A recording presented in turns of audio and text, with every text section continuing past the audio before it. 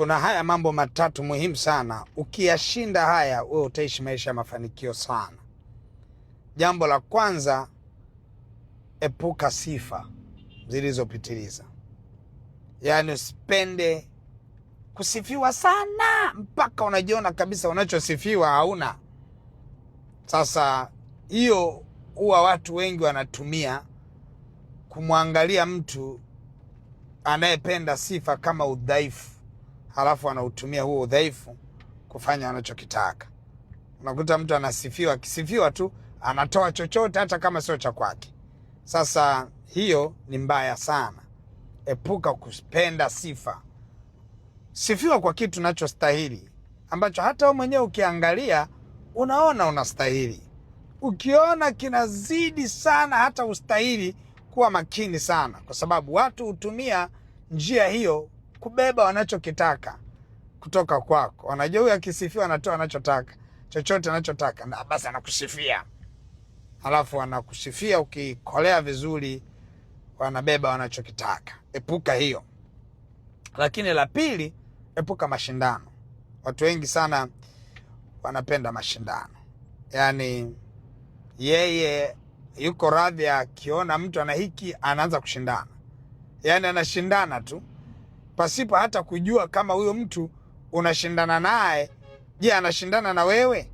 Nikupe story moja. Siku moja nimetoka Posta ninaelekea Mwenge. Nina haraka sana, kuna kitu nakiwahi. Sasa nikawa ninatembea spidi kubwa kidogo. Sasa kuna mtu akawa anakuja na gari lake mbio sana. Mimi simfuatilii, najua wote tuna haraka.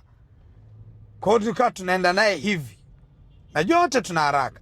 Nafika Mwenge, ninapaki sehemu fulani hivi, na yeye akapaki. Halafu akaniambia hivi, sasa hivi umenishinda. Sasa tuelekee njia ya Kimara. Huyo mtu mimi hata simjui. Alikuwa ni Mwarabu hivi, ana gari la Subaru, hizi gari zinazokimbia. Huyo mtu mimi simjui. Sasa angalia, anashindana na mtu asiyeshindana naye. Sasa hebu angalia, kwa mfano angepata tatizo, angeambiwa anashindana na nani? Kwa hiyo unakuta swala la kushindana huwa linaathiri sana.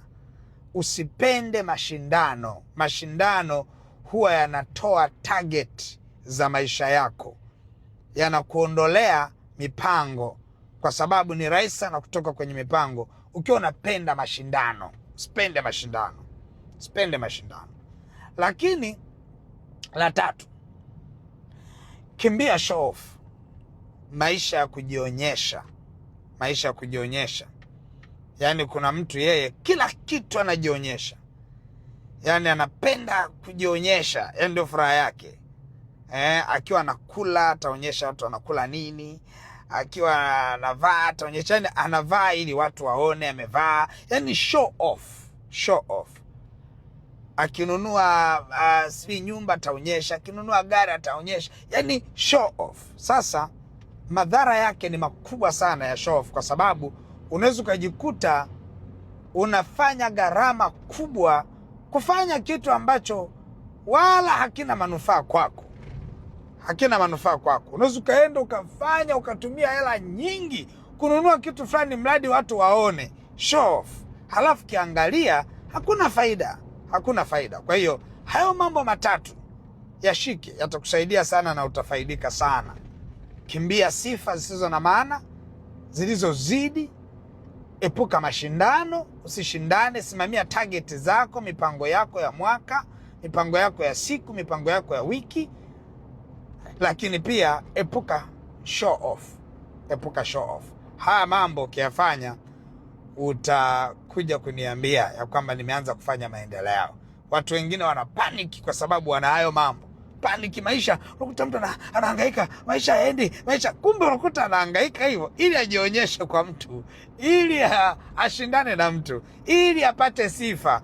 Epuka hayo mambo, utafanikiwa sana. Mungu akubariki sana. Amen.